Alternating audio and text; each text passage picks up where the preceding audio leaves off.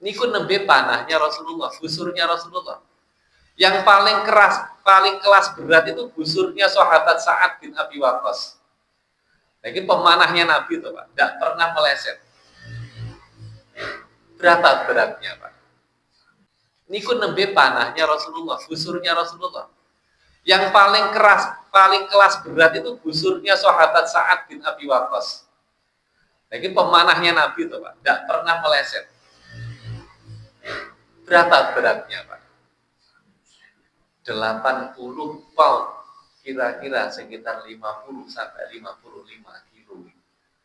Wah, podo karo bobotku Pak. Itu jangan bayangkan Bapak Ibu sekalian. Maka ya Allah tuh paham betul, Islam tuh nanti kemana-mana termasuk kemagetan semuanya cilik-cilik ini. Maka syariatnya pasti bisa kita kerjakan, dan kalau kita sungguh-sungguh mengamalkan, Allah akan ubah seleranya.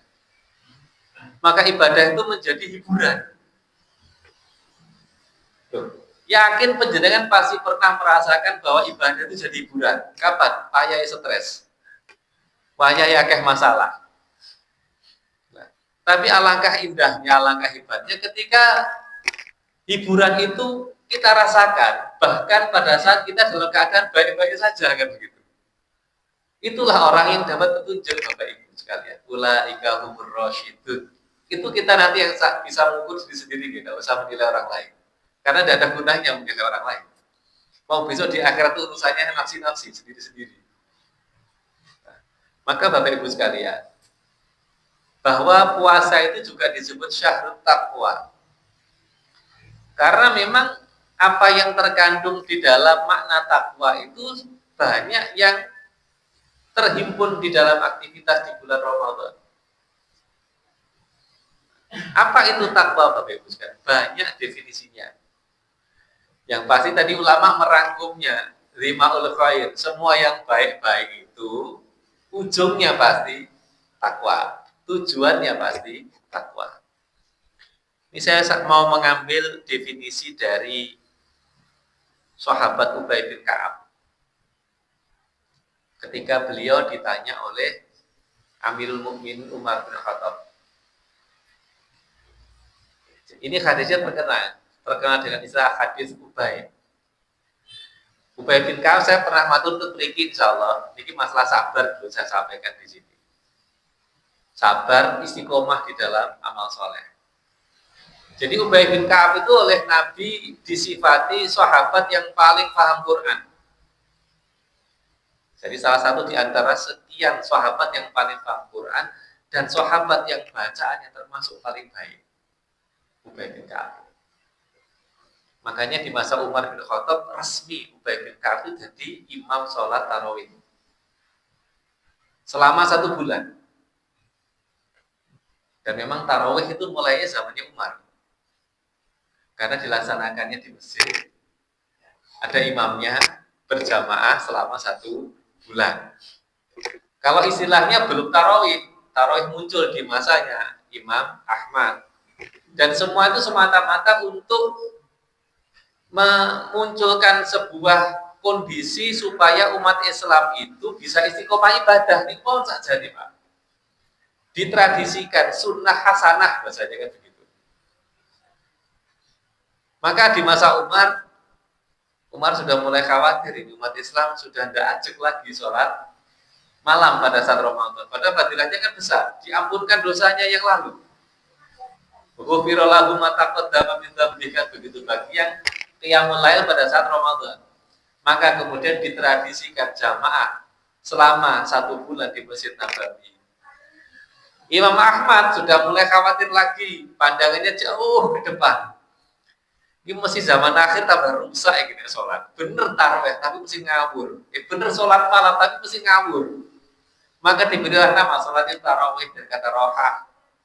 Rohah itu istirahat. Maksudnya nek sholat tarawih itu ya cepet-cepet.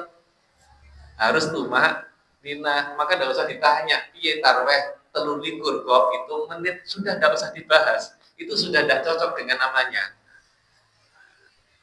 Nah, kembali Bapak Ibu sekalian, beliau ditunjuk sebagai imam tentu karena alimnya, karena bacaannya. Dan yang lebih hebat lagi, Ubay bin Ka'ab ini saya sudah pernah menyampaikan di sini.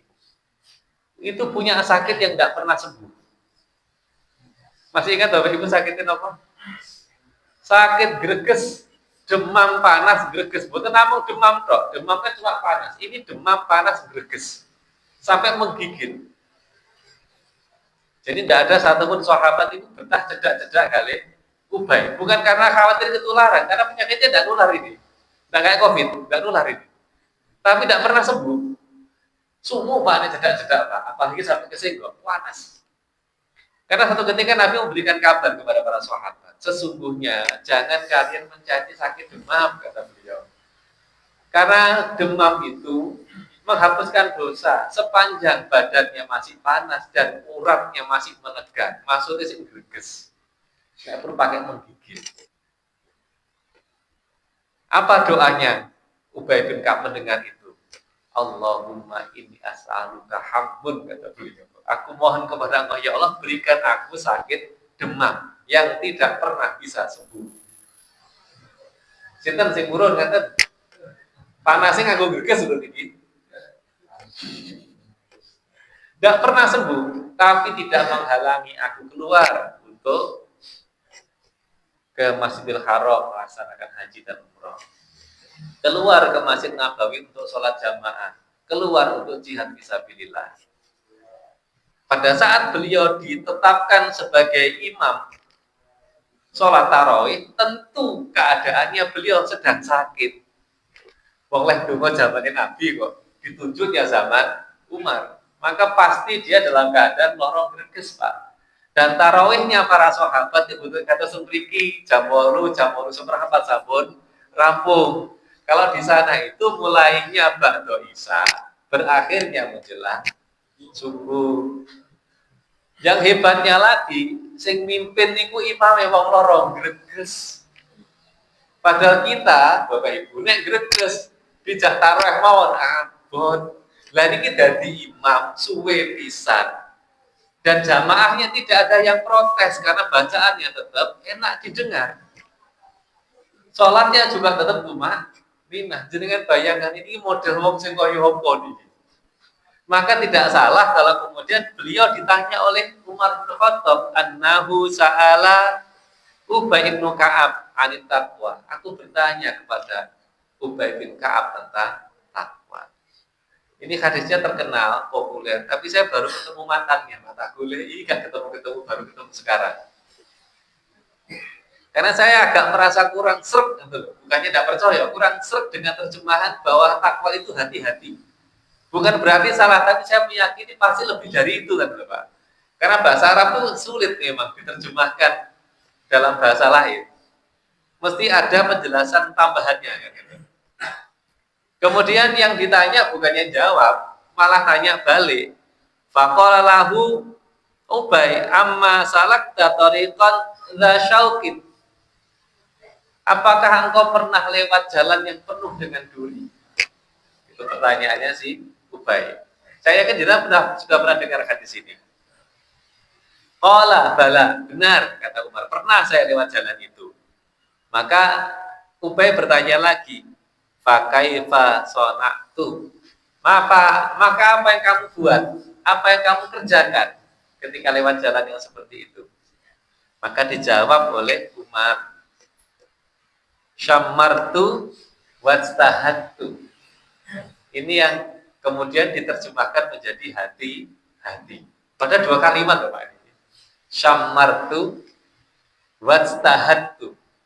Maka dijawab oleh Ubay, fadzalika taqwa. Itu dia takwa. Syammartu itu apa Pak? Syammartu itu saya coba terjemahkan secara bahasa. Maknanya itu menyingsingkan lengan baju atau mengangkat jubah. Nek cara Jawa nih cincing. Apa yang kamu lakukan? Cara Jawa nih cincing Umar bin Khattab. Dan itu kan masuk akal, jenengan lewat sebelah baru kan. Terus pakai gamis atau komis gitu kira-kira dicincing ini buatan kira-kira. Kersane buatan kecantol. Tapi makna lainnya apa? Orang yang niku nak cincing niku ajeng sare napa ajeng nambut apa? Artinya ketika kita bicara takwa, kita bicara kerja. Maka Allah ketika menampilkan hasil orang yang berpuasa dengan fi'il, kata kerja. Karena memang takwa itu didekatinya dengan bekerja. Tentu kerja-kerja takwa. Kemudian dilanjutkan oleh Umar, wajtahantu. Aku akan berjihad, bersungguh-sungguh. Jadi takwa itu maknanya adalah, kalau menurut matan hadisnya apa?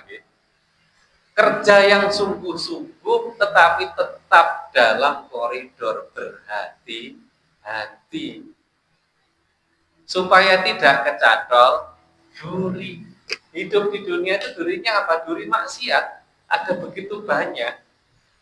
Tentu masing-masing kita jalan yang kita lewati beda-beda. Enten sing barongane rapet, enten sing rada arang-arang kan ngoten to nggih. Maka siapa yang lewat barongan sing rapet kudune leh cicing-cicing ya luwih nemen. Sungguh-sungguhnya juga harus lebih ekstra dibandingkan mereka-mereka yang jalannya barongan ini gua lho boten terlalu rapet. Karena ketika ujiannya besar tentu resiko untuk jatuh juga lebih besar. Maka Bapak Ibu sekalian, hidup itu kan pasang surut, ada kalanya nyaman, lurus, sahel. Yang kita harapkan kan begitu, tidak banyak ujiannya, tidak banyak godaannya, kumpul dengan yang sing soleh, atau sekata ini kan enak ini. Betul, rene sing ngejak sing aneh-aneh sekata ini. Tapi ada kalanya kan hidup itu kan tidak mesti sahel. Akobah, munggah telani. Alangkah indahnya ketika kemudian keimanan itu menjadi selera kita. Saya sampaikan di depan tadi. Dan Allah menjanjikan bahwa itu bisa kita dapatkan. Tentu ketika kita sungguh-sungguh mengikhtiarkannya, salah satunya dengan melaksanakan siam Ramadan beserta dengan amaliyah yang terhimpun di dalamnya secara sungguh-sungguh. Dan berikutnya Bapak Ibu, Ramadan itu keistimewaannya adalah karena memang Allah menghendaki kita itu bukan cuma sekedar punya selera iman atau kebiasaan iman, tetapi juga Allah menghendaki kita itu diputihkan. Ada pemutihan di sana, diampunkan dosanya. Hadisnya banyak Bapak Ibu, siapa yang puasa mangsoma Ramadan, tentu dasarnya harus iman, wahtisaban, tadi ikhlas. Niatnya hanya berharap ridho dari Allah.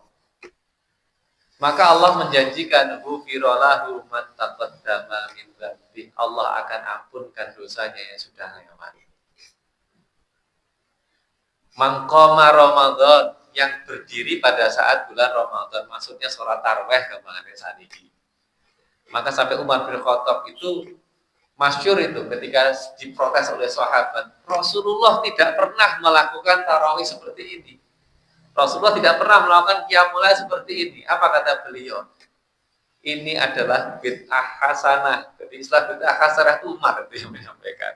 Cuma kadang hari ini rotok ngawur sih ngomong bid'ah hasanah itu. Gitu loh. Kadang-kadang gitu. Lah monggo kalau yang ngomong ulama saya no comment karena saya bukan ulama. Tapi yang pasti istilah bid'ah hasanah itu muncul pertama dari lisannya Umar bin Khattab karena ada sahabat yang tanya, yang seperti ini tidak pernah dibuat oleh Rasulullah. Nah, maka Bapak Ibu sekalian, saking para ulama kita menginginkan supaya umat ini diampunkan dosanya oleh Allah dengan hadirnya bulan Ramadan. Maka alangkah ruginya orang yang ketemu Ramadan tapi tidak mendapat apa-apa. Maka dalam satu hadis diriwayatkan oleh sahabat Abu Hurairah, satu saat Nabi itu naik mimbar pada saat Ramadan. Kemudian beliau membaca amin 3 kali. Kemudian para sahabat bertanya kepada beliau, tidak ada apa-apa kok tiba-tiba mengucapkan amin 3 kali. Kemudian beliau menjawab, Sesungguhnya Jibril itu ada di sebelahku dan tadi berdoa di sampingku, kata Nabi. Salah satu di antara doanya adalah ya Muhammad man adraka Ramadan falam yughfaru lahu fa'aduhullah. Wahai Muhammad, man adraka Ramadan. Adraka itu sering diterjemahkan berjumpa. Tapi ternyata yang dimaksud adraka itu bukan cuma sekedar bersumpah. Dia menyadari, dia tahu bahwa dia ada di bulan Ramadan. Jadi bukan cuma sekedar ketemu gitu. Tapi dia menyadari betul bahwa ini adalah bulan Ramadan. Makanya kan yang wajib berpuasa kan yang menyadari bahwa ini bulan Ramadan. Faman syahida minkum syahran falyasum, kan ada. Makna syahida di sini kan hadir dan menyadari kehadirannya. Dan itu juga jadi dalil bahwa penetapan awal bulan itu bisa menggunakan hisab. Dan ini pendapat yang dipakai oleh Syekh Yusuf Qaradawi salah satunya. Bahwa ada yang pakai ru'yat, monggo. Artinya dua-duanya punya dalil. Artinya siapa yang menyadari bahwa sekarang bulan Ramadan dan dia hadir di situ, sehat, Islam, falam yughfaru lahu, tetapi tidak diampunkan dosanya oleh Allah, maka kata Jibril, fa'ab'adahullah, maka Allah akan menjauhkannya, disingkirkan oleh Allah. Di hadis yang lain Nabi mengatakan dengan istilah buhdun itu celaka. Maka betapa ruginya orang-orang yang lewat Ramadan tidak diampunkan dosanya. Kemudian Nabi bersabda, maka aku ucapkan amin. Pripun Pak, Raya Gawat ini. Sing ngaminke Nabi loh ini. Sehingga tidak mungkin, tidak ijabah, mungkin. Pasti ijabah. Maka orang-orang yang ketemu Ramadan, sadar sekarang Ramadan, tapi tidak diampunkan dosanya, disingkirkan oleh Allah. Artinya bahwa bersamaan dengan fasilitas yang besar kan melekat tanggung jawab. Ketika Allah memberikan fasilitas pengampunan dosa, diputihkan semua kesalahan di masa lalu, maka melekat pada saat itu kewajiban kita untuk mengikhtiarkannya dengan sekian amalia sholih. Dan Allah itu sangat Rahman dan Rahim, sehingga kemudian Bapak Ibu sekalian, bukan cuma sekedar diampunkan dosanya, bukan cuma sekedar pahala yang dilipat gandakan, diberikan kemampuan untuk terus bisa melakukan perbuatan takwa, dirubah seleranya, sehingga seleranya selera iman. Lah kurang apa lagi Bapak Ibu? Maka tidak salah kalau Nabi menyebut Ramadan itu syahrun mubarak, ziyadatul khair fi syai'in, bertambah kebaikan dalam semua hal. Tentu pada saat Ramadan dan harapannya melanjut terus sampai di luar bulan Ramadan. Karena itulah para salafus sholih masa lalu, mereka itu menjadikan senter hidupnya itu pada Ramadan. Tengah-tengahnya hidup itu di Ramadan, Pak. Sesuatu ditaruh di tengah itu kan kalau dianggap penting. Makanya tumpengnya di tengah, penting nih soalnya. Lah gitu, ini betul penting kan di pinggir toh. Tengahnya nopo ngeten liyane. Karena nanti yang mau dimakan kan tumpeng ini Bu. Yang penting itu selalu ditaruh di tengah. Maka mereka menganggap penting bulan Ramadan. Persiapannya 6 bulan sebelumnya, mempertahankannya 6 bulan berikutnya. Itu para ulama. Nah kalau kita kan yuk kadoan lah, maka kita diberikan tradisinya, dikasih doa, ngerti loh Bapak Ibu. Memang bukan doanya Nabi, tapi sesungguhnya itu tadzkirah, peringatan sekaligus juga permintaan. Karena balik wale, nek tiang Jawi ngarani ini wani jaluk kudu sebodo, mintanya barokah, ya kita mengikhtiarkan kebarokahan tadi. Sabtu kula matur teng mriki soal barokah kapan hari ini saderengipun masuk bulan Ramadan. Nah monggo. Ya ini terakhir saya menutup Bapak Ibu sekalian, sampun mesak jam kula matur panjenengan. Jadi yang dimaknai takwa berikutnya Bapak Ibu sekalian, supaya sempurna kita di dalam melakukan perbuatan-perbuatan takwa, itu yang menurut saya definisi paling detail itu yang disampaikan oleh sahabat Ali bin Abi Thalib radhiyallahu anhu. Ini yang paling detail. Kalau Umar itu kan paling ringkes tapi lengkap kan. Kalau Ali itu didetilkan. Yang memang tidak salah, Ali itu kan gudangnya ilmu kata Nabi. Jadi gudangnya ilmu itu Ali. Maka ketika menjelaskan sesuatu biasanya detail beliau ini. Nah, terkait dengan takwa kata beliau, jadi at-taqwa iyal khaufu minal jalil. Takwa itu adalah takut kepada al-jalil. Siapa? Allah. Jalil itu kan salah satu di antara sekian asmaul husna. Yang maknanya adalah keras kalau menghukum, jalil itu. Dan itu bisa jadi niki angen-angen kula. Kenapa? Lafaz yang dilekatkan kepada Allah itu berbeda dari satu komunitas ke komunitas yang lain. Kalau di Jawa, Indonesia, daerah Melayu mriki, Pak, Allah itu kan dilekatkan dengan sifat subhanahu wa ta'ala. Maha suci, maha tinggi. Karena kalau orang-orang sini kan perilakunya itu kan lembut, Pak. Nek dikerengi itu malah muntir. Tapi orang di sini itu cenderung memang lebih banyak senang syirik kan begitu. Makanya kemusyrikan paling banyak itu kan ya di sini. Makanya Kiai Hasyim Asy'ari itu punya kitab khusus Pak membahas masalah syirik. Ahlinya syirik Jawa niku Kiai Hasyim Asy'ari, Pak. Sedihnya itu saya ngaku mengikuti beliau itu praktek dengan sedihnya nih. Padahal beliau tuh pulang pertama ke sini, kitab yang pertama ditulis. Saya tahunya diceritani Ustadz Ahdi Hidayat gara-gara lihat YouTube-nya beliau. Beliau tuh punya kitab yang bahas soal kesyirikan yang khususnya ada di tanah Jawa. Kiai Hasyim Asy'ari. Dan beliau tuh ketika pulang, majelis yang beliau buka apa? Majelis Sahih Bukhari. Bukan yang lain. Cuma model-model begini kan memang nggak viral, Pak. Kurang menarik kira-kira. Yang lain-lainnya itu diviralkan. Maka sedihnya orang yang mengaku mengikut beliau malah tidak mengikuti apa yang beliau kerjakan, apa yang beliau ajarkan. Nah, kalau orang Arab biasanya disebut sejak zaman Nabi. Allah itu kalau Nabi itu kalau mensifati Allah kepada orang Arab kadang-kadang itu disebut dengan Jalla wa Azza. Ada hadisnya itu Jalla wa Azza. Sekarang dibalik Azza wa Jal, Pak. Itu kan serem gitu. Azza itu aziz, perkasa. Jalil itu ya keras kalau menghukum. Ya karena memang modelnya wong Arab itu kaku-kaku atos-atos gitu. Model Abu Jahal gitu. Makanya gak dikerasi ya orang manut. Nah, kalau orang Jawa kan beda. Maka barangkali karena itu lama-lama memilihnya sedikit berbeda.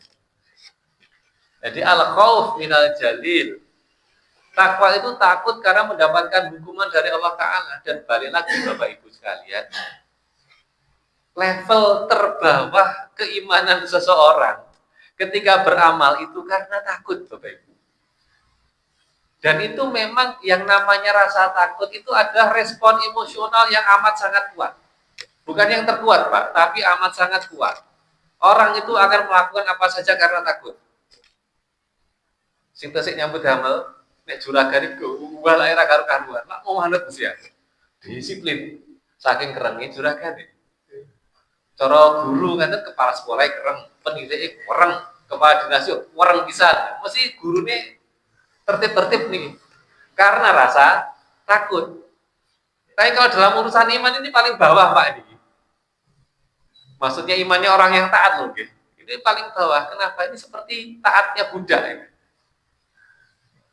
Kata buruh seperti budak. Nah, ketika yang ditakuti tidak ada, molet usia ini. Nah, tapi takut kepada Allah tidak ada masalah ketika model begini karena Allah tidak akan pernah pergi. Karena ada namanya muraqabatullah kan begitu, pengawasannya Allah, ma'iyatullah, kesertaannya Allah, tidak pernah kita lepas dari pengawasan Allah Ta'ala.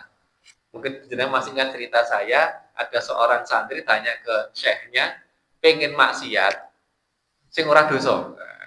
Ingat-ingat kembali ceritanya kan ada itu lagi. Kan sama, tidak bisa sudah.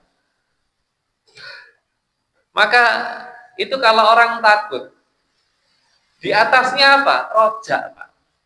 Rojak itu berharap. Kenapa? Rojak lebih tinggi. Ketika orang takut itu ada unsur berharapnya. Nah gitu. Orang takut itu kan berharap tidak dihukum kan itu tadi. Sementara kalau rojak berharap, dia kan tidak ada takutnya. Oh namanya juga berharap. Tapi kalau berharap itu levelnya masih menengah. Kalau kata para ulama ini seperti imannya pedagang. Si dihitung untung rugi. Nek ngelakonin ini oleh ini kan begitu.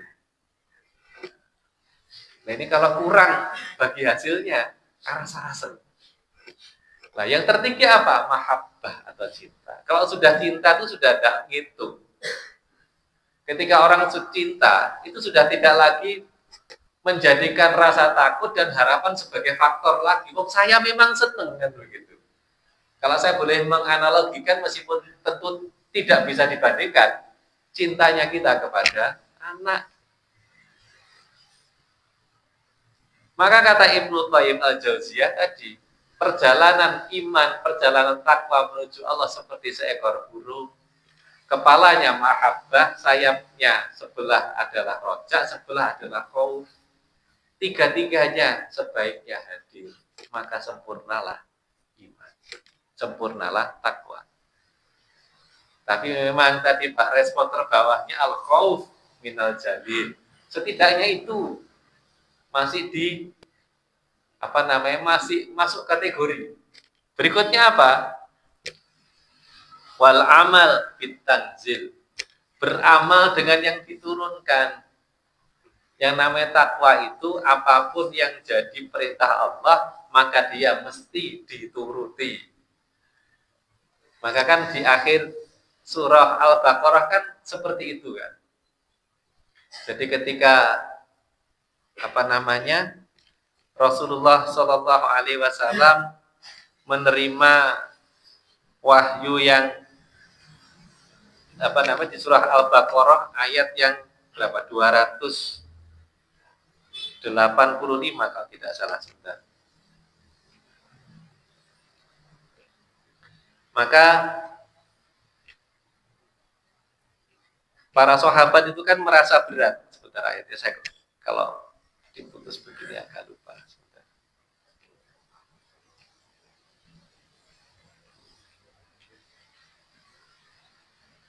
Jadi ketika Allah menurunkan ayatnya lillahi ma fis samawati wa ma fil ard, milik Allah yang ada di langit dan di bumi. Wa in tubdu ma fi anfusikum aw tukhfuhu yuhasibukum bihillah. Ayat ini kan berat, Pak. Jika kamu nyatakan apa yang ada di dalam hatimu atau kamu sembunyikan, niscaya dihisab. Apa tuh, Pak? Batin dihisab. Tapi balik lagi, kaidah dasarnya kan tadi al-amal bit tanzil. Kalau sudah ditetapkan seperti itu ya harus sami'na wa ata'na. Maka mereka berusaha berat. Para sahabat menyatakan, ya Rasulullah, kalau seperti itu betapa beratnya, mending kami pergi berperang, kata mereka. Tapi apa kata Rasulullah SAW? Wa qalu sami'na wa ata'na ghufranaka, kan begitu kata Nabi. Katakanlah, aku mendengar dan aku taat dan mohon ampunan kepada Allah Ta'ala. Saking taatnya maka Allah kemudian memberikan keringanan, la yukallifullahu nafsan illa wus'aha. Kan begitu Bapak Ibu. Intinya adalah apapun yang datang dari Allah dan Rasulullah itulah sebuah amal yang mesti dikerjakan. Kalau wajib tidak boleh, tidak harus dikerjakan. Kalau sunnah paling boten sekali seumur hidup, alangkah indahnya kalau dikerjakan. Itu bentuk taat, Bapak Ibu. Di sisi yang lain juga ini menunjukkan bahwa yang namanya ibadah itu tauqifiyah. Tidak ada istilahnya inovasi. Bahwa terjadi perbedaan tentu harus atas dasar ilmu, bukan atas dasar selera atau keinginan hawa nafsu semata. Maka memang menyatakan ini sunnah dan bid'ah itu kadang agak rumit kadang-kadang. Yang paling penting untuk kita berusaha melakukan yang memang betul-betul dikerjakan oleh para sahabat, yang dicontohkan oleh Rasulullah. Kemudian waridho bil qalil, ridho dengan yang sedikit. Ada yang mengatakan al-qana'atu bil qalil, qanaah dengan yang sedikit. Dan ini memang tidak mudah di zaman sekarang. Kebutuhan itu tidak pernah berubah, tapi keinginan semakin banyak. Maka orang yang takwa adalah yang mampu mengendalikan keinginan-keinginannya. Karena ketika orang memperturutkan keinginannya, awalnya mungkin mubah, tapi lama-lama dia akan berlebihan. Dan ketika sudah melampaui batas, biasanya akan jatuh kepada kemaksiatan. Kemudian yang terakhir, istidadul yaumir rahil. Bersiap-siap untuk hari berpindah. Hidup ini perjalanan Bapak Ibu, baik hidup di dunia ataupun besok hidup di akhirat. Saya pernah menyampaikan rohil dari kata rihal. Rihal itu pelana kuda. Maka perjalanan dalam bahasa Arab sering disebut dengan rihlah. Maka orang melakukan perjalanan atau bepergian pasti membutuhkan bekal. Zaman kula jenengan tesih alit nek rekreasi yang lamanya paling cuma 1 hari 1 malam, jalukane sanggo sing akeh. Cara pakanan ya sing enak. Padahal kita hari ini Bapak Ibu sekalian menjalani hidup di dunia. Nanti berlanjut terus di akhirat, maka tentu butuh bekal yang terbaik. Apa bekal terbaik? Allah sudah menjelaskan. Wa tazawwadu fa inna khairaz zadi taqwa. Bekal terbaik adalah takwa. Balik-balik Bapak Ibu. Dan bukan cuma sekedar berbekal, bagaimana kemudian takwa itu menjadi identitas diri kita melekat, tidak pernah lepas. Maka Allah mengatakan walibasut taqwa dzalika khair. Libas itu pakaian, saub juga pakaian, sirwal juga maknanya pakaian. Tapi libas itu maknanya pakaian primer. Maksudnya apa? Pakaian yang langsung melekat di kulit kita, yang tidak pernah dilepas. Karena fungsinya adalah menutup aurat. Fungsinya adalah menjaga supaya terhindar dari kemudharatan. Maka maknanya sama dengan takwa. Bahwa takwa itu melindungi kita, mencegah kita, sehingga kita tidak mendapatkan kemudharatan sejak di dunia dan yang pasti besok di akhirat. Maka takwa mesti dibuat sedemikian rupa pokoknya, supaya tidak gampang rusak dengan terus melazimkan amal-amal sholih. Dan puasa jelas-jelas Nabi sebutkan sebagai asyamu junnah. Puasa itu adalah perisai. Fungsinya perisai adalah untuk memberikan perlindungan dari apa? Dari api neraka.